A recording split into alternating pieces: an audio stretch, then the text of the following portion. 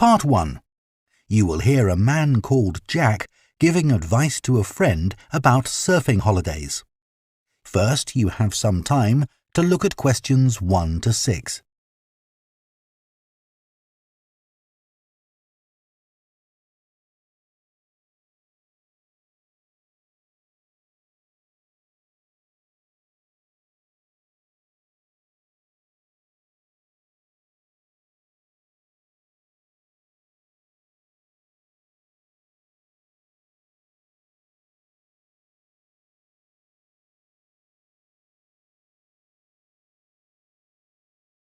Now listen carefully and answer questions 1 to 6.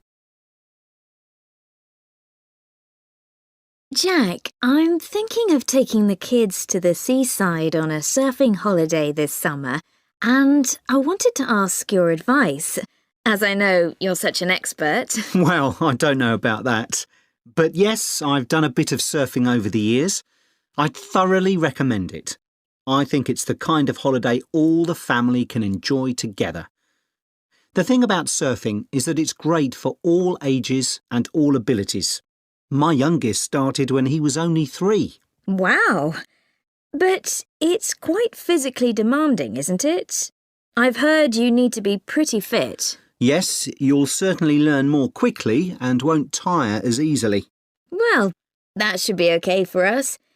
You've been surfing a few times in Ireland, haven't you? Yes, there's some great surfing there, which people don't always realise. And which locations would you recommend? There seem to be quite a few. Yes, there are loads. Last year we went to County Donegal. There are several great places to surf there. What about in County Clare? I read that's also really good for surfing. Yes, it is. I've been there a few times. Most people go to Lahinch. My kids love it there. The waves aren't too challenging and the town is very lively. Are there good hotels there? Yes, some very nice ones. And there are also a few basic hostels and campsites. It's great if you need lessons, as the surf schools are excellent. Sounds good. Yes, and there's lots to see in the area, like those well-known cliffs. I've forgotten the name of them. Oh, don't worry. I can look them up.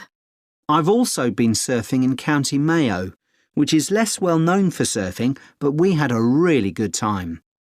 That was a few years ago when the kids were younger. There's a good surf school at Carraniskey Beach. How do you spell that? CARROWNISKEY.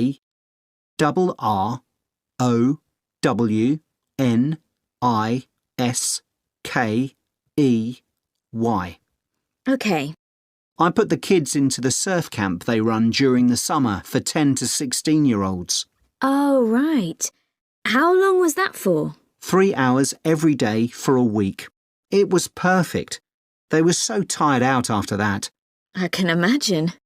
One thing we did while the kids were surfing was to rent some kayaks to have a look around the bay, which is nearby. It's really beautiful. Oh, I'd love to do that. Before you hear the rest of the conversation, you have some time to look at questions 7 to 10.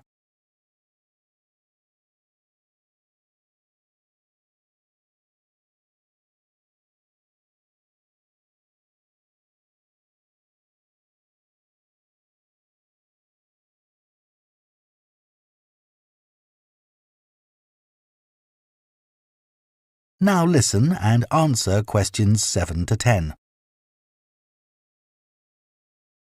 Now, the only time I went to Ireland, it rained practically every day. Yes, that can be a problem. But you can surf in the rain, you know. It doesn't have the same appeal somehow. Well, the weather's been fine the last couple of years when I've been there. But actually, it tends to rain more in August than in the spring or autumn. September's my favourite month because the water is warmer then. The only problem is that the kids are back to school then. I know. But one good thing about Irish summers is that it doesn't get too hot. The average temperature is about 19 degrees, and it usually doesn't go above 25 degrees. That sounds all right. Now, what about costs? Surfing is a pretty cheap holiday, really.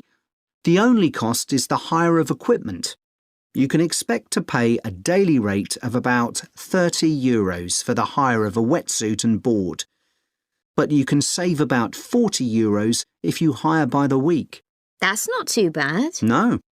It's important to make sure you get good quality wetsuits. You'll all get too cold if you don't. And make sure you also get boots.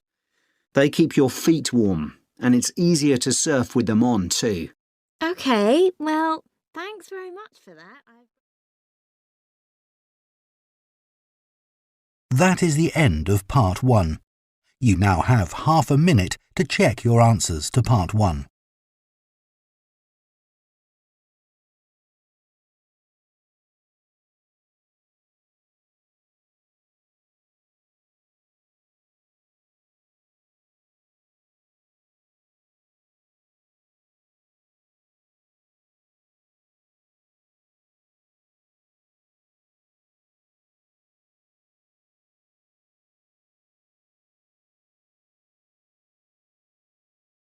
Part 2. You will hear the manager of a childcare service at a primary school talking to parents at an open day about the school's childcare service offered before and after school. First, you have some time to look at questions 11 to 15.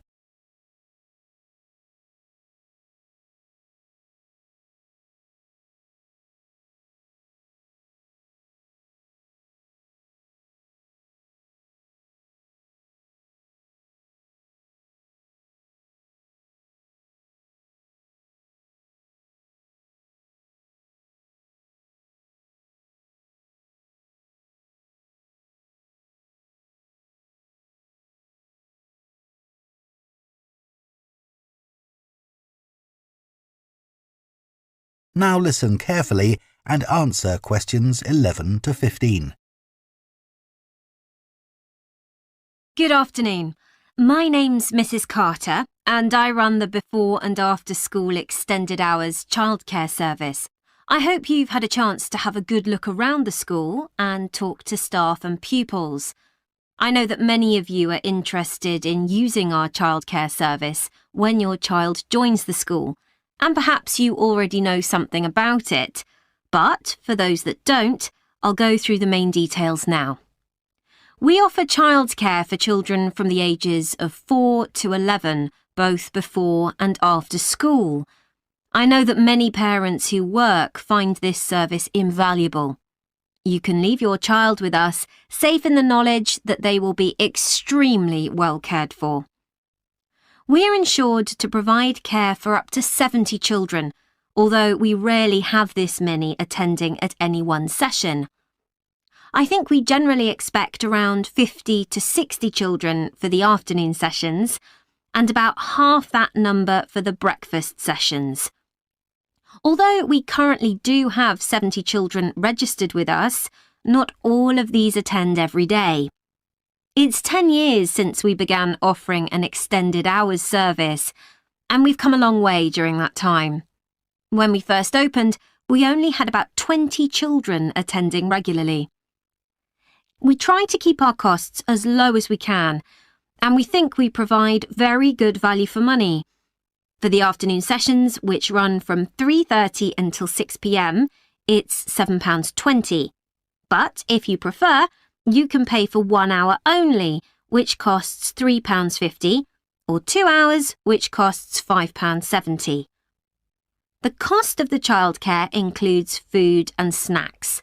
They'll be given breakfast in the morning and in the afternoon, a healthy snack as soon as they finish school.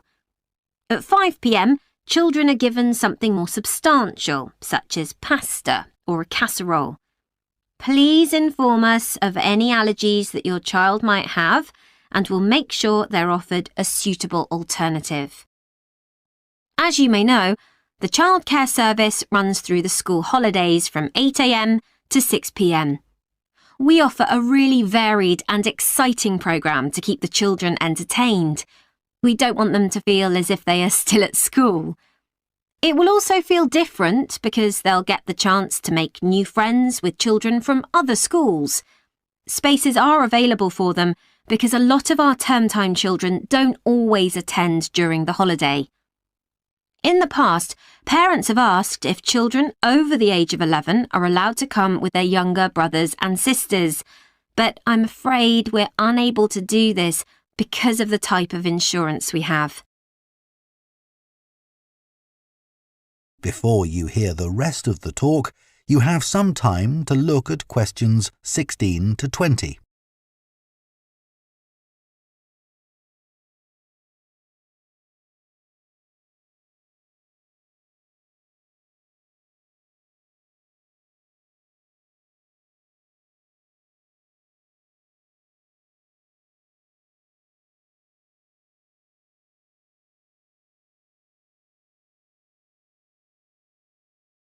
Now listen and answer questions 16 to 20.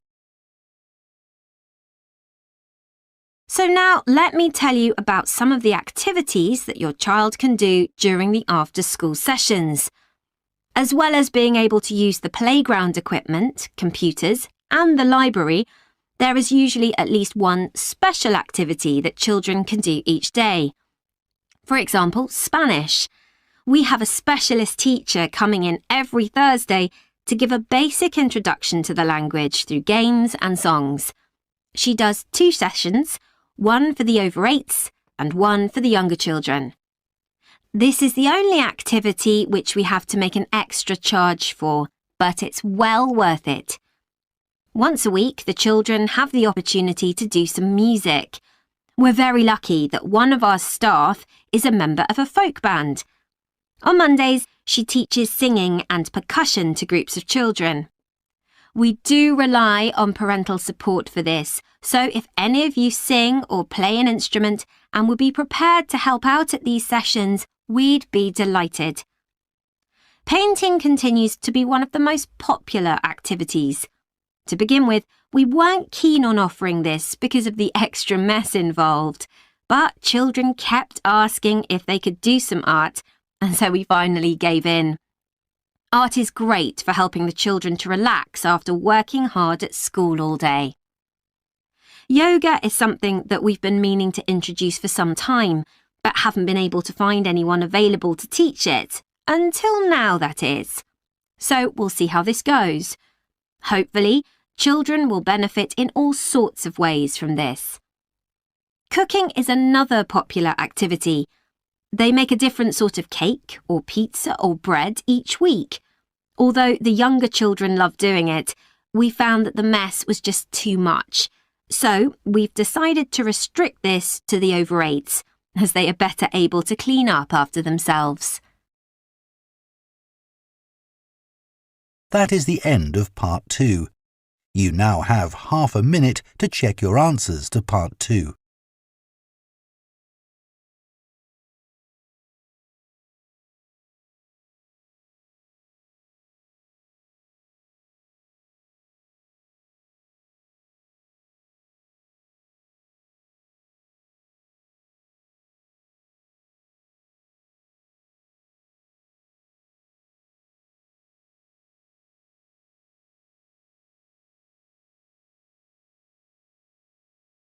Part 3. You will hear Holly, a student on an events management course, talking to her tutor about her work placement. First, you have some time to look at questions 21 to 24.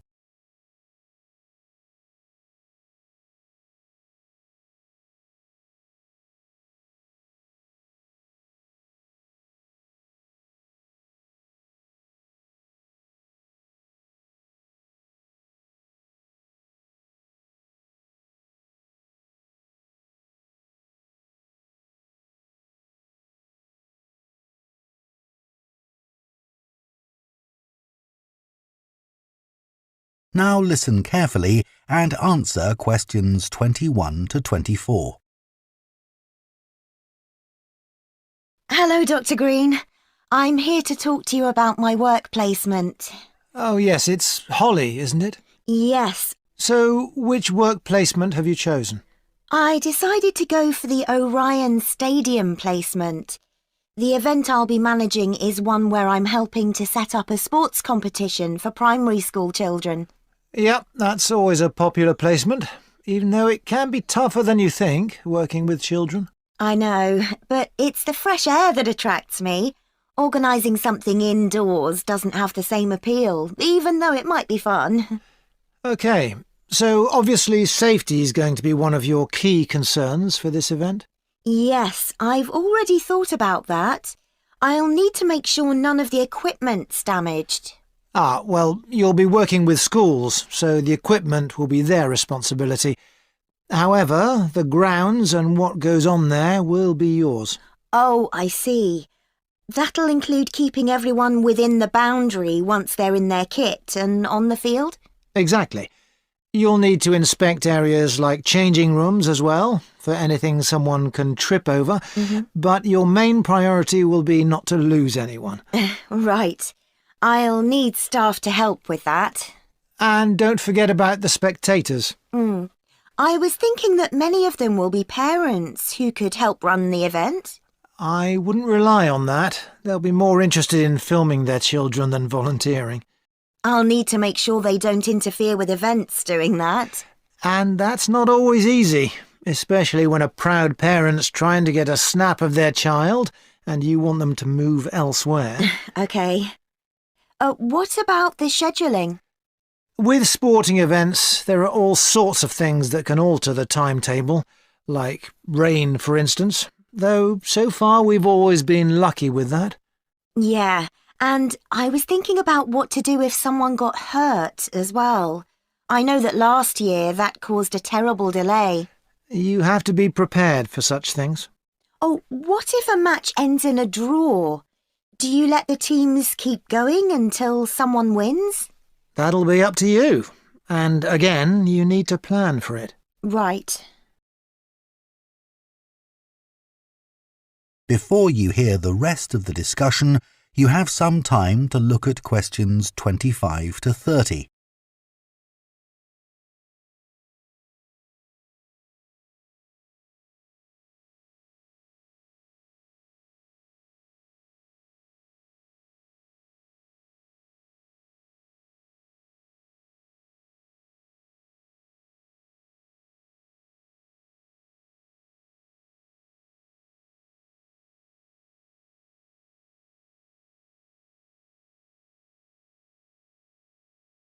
Now listen and answer questions 25 to 30. Now, the aim of your work placement is to give you the opportunity to develop the skills that an events manager needs. So let's talk about those a bit. Well, I think my communication skills are pretty good. I can talk on the phone to people and book venues and that kind of thing. Good. Just remember, it isn't only about what you say. If you meet someone face-to-face and want to persuade them to be a sponsor, for example... Oh, I'll dress up for that, sure. Good. Let's go on to think about your organisational skills. You're working in a very people-based industry, and that means things won't always go to plan. I guess it's being prepared to make changes that matters. That's right. You may have to make an on-the-spot change to a timetable because of a problem you hadn't anticipated. Just do it, OK. How's your time management these days? I'm working on it. I'm certainly better when I have a deadline, which is why this work suits me. Yes, but it's how you respond as that deadline approaches. I know I've got to look calm, even if I'm in a panic.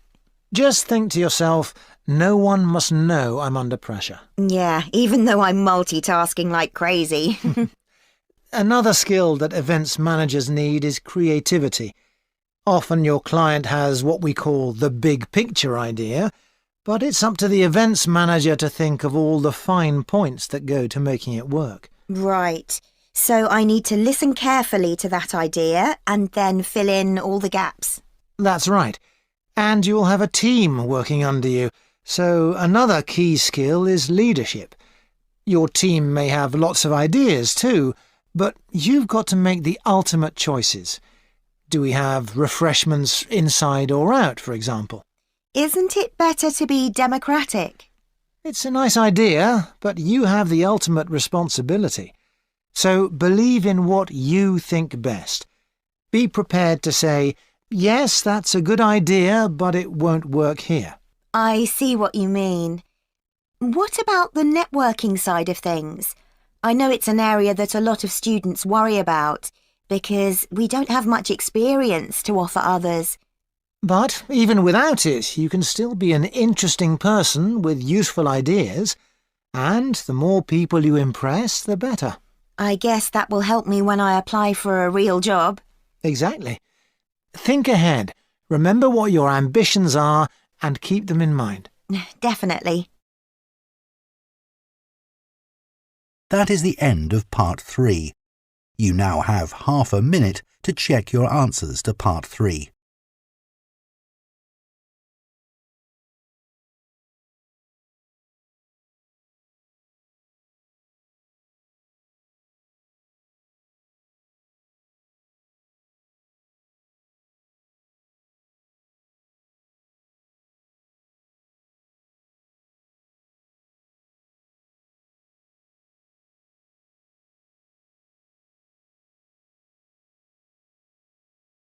Part 4.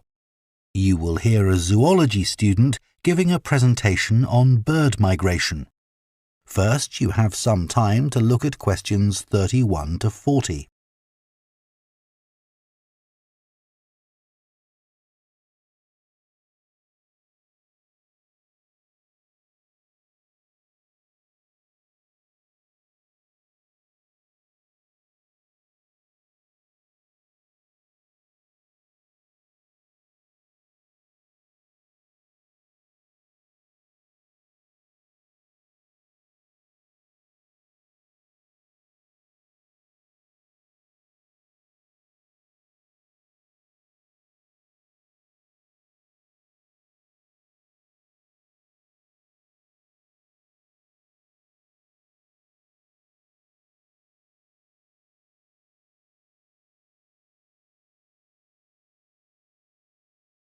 Now listen carefully and answer questions 31 to 40. Scientists believe that a majority of the Earth's bird population migrate in some fashion or other. Some travel seasonally for relatively short distances, such as birds that move from their winter habitats in lowlands to mountaintops for the summers. Others, like the Arctic tern, travel more than 25,000 miles seasonally between the northern and southern poles. Bird migration has been studied over many centuries through a variety of observations. But until relatively recently, where birds went to in the winter was considered something of a mystery. The lack of modern science and technology led to many theories that we now recognise as error-filled and even somewhat amusing. Take hibernation theory, for example. 2,000 years ago, it was commonly believed that when birds left an area, they went underwater to hibernate in the seas and oceans. Another theory for the regular appearance and disappearance of birds was that they spent winter hidden in mud till the weather changed and food became abundant again. The theory that some birds hibernate persisted until experiments were done on caged birds in the 1940s, which demonstrated that birds have no hibernation instinct. One of the earliest naturalists and philosophers from ancient Greece was Aristotle, who was the first writer to discuss the disappearance and reappearance of some bird species at certain times of year. He developed the theory of transmutation, the seasonal change of one species into another by observing redstarts and robins. He observed that in the autumn, small birds called redstarts began to lose their feathers, which convinced Aristotle that they changed into robins for the winter and back into redstarts in the summer. These assumptions are understandable given that this pair of species are similar in shape, but are a classic example of an incorrect interpretation based on correct observations.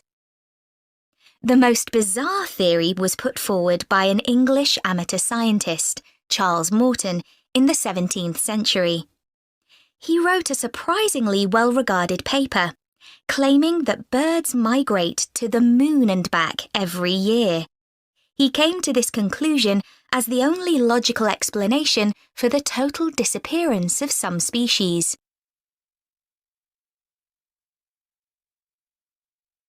One of the key moments in the development of migration theory came in 1822, when a white stork was shot in Germany. This particular stork made history because of the long spear in its neck, which, incredibly, had not killed it. Everyone immediately realised this spear was definitely not European. It turned out to be a spear from a tribe in Central Africa. This was a truly defining moment in the history of ornithology, because it was the first evidence that storks spend their winters in sub-Saharan Africa. You can still see the arrow stork in the zoological collection of the University of Rostock in Germany. People gradually became aware that European birds moved south in autumn and north in summer, but didn't know much about it until the practice of catching birds and putting rings on their legs became established. Before this, very little information was available about the actual destinations of particular species and how they travelled there. People speculated that larger birds provided a kind of taxi service for smaller birds by carrying them on their backs. This idea came about because it seemed impossible that small birds, weighing only a few grams, could fly over vast oceans. This idea was supported by observations of bird behaviour, such as the harassment of larger birds by smaller birds. The development of bird ringing by a Danish schoolteacher, Hans Christian Cornelius Mortensen, made many discoveries possible. This is still common practice today and relies upon what is known as recovery. This is when ringed birds are found dead in the place they have migrated to and identified. Huge amounts of data were gathered in the early part of the 20th century, and for the first time in history, people understood where birds actually went to in winter. In 1931, an atlas was published showing where the most common species of European birds migrated to. More recent theories about bird migration vary widely. That is the end of Part 4. You now have 1 minute to check your answers to Part 4.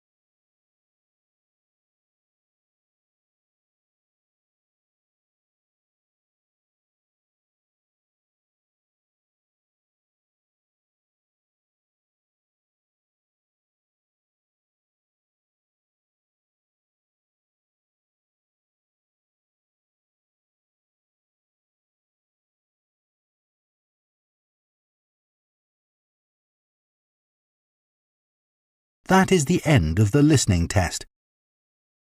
In the